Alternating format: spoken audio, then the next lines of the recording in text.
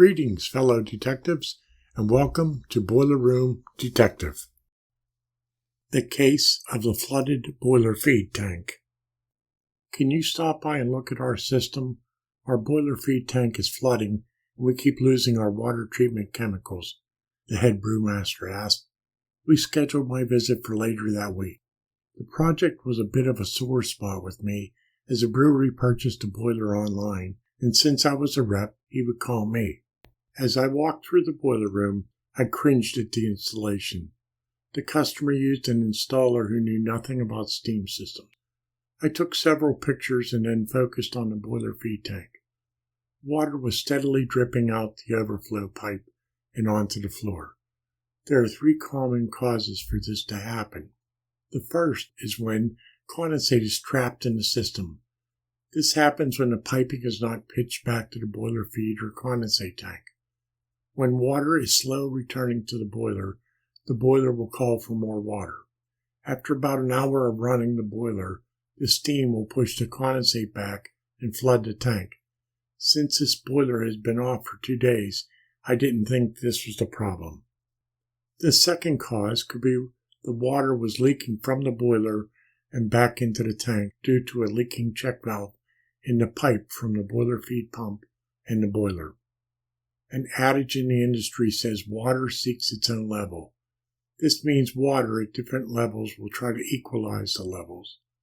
Since the boiler water level is higher than the boiler feed level, the water inside the boiler will go into the feed water tank and try to equalize the levels. I didn't think this was a problem on this project, as the installer used redundant spring-loaded check valves. This is a common issue when using a single swing check valve instead of the spring-loaded ones.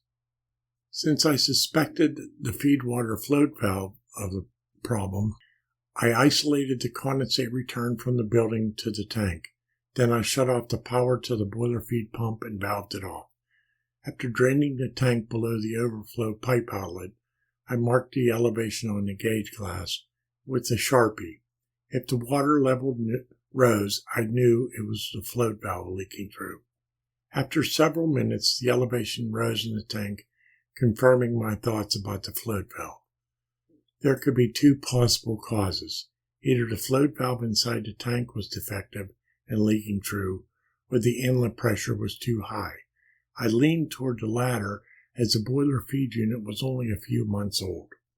After connecting a pressure gauge to the inlet water pipe, I saw the inlet water pressure was about 70 psi, more than double the manufacturer's maximum water pressure, which was 30 psi. The 70 psi inlet pressure overwhelmed the float and fed water into the tank. To resolve the problem, a pressure-reducing valve had to be installed. After doing so, the system operated the way it was intended.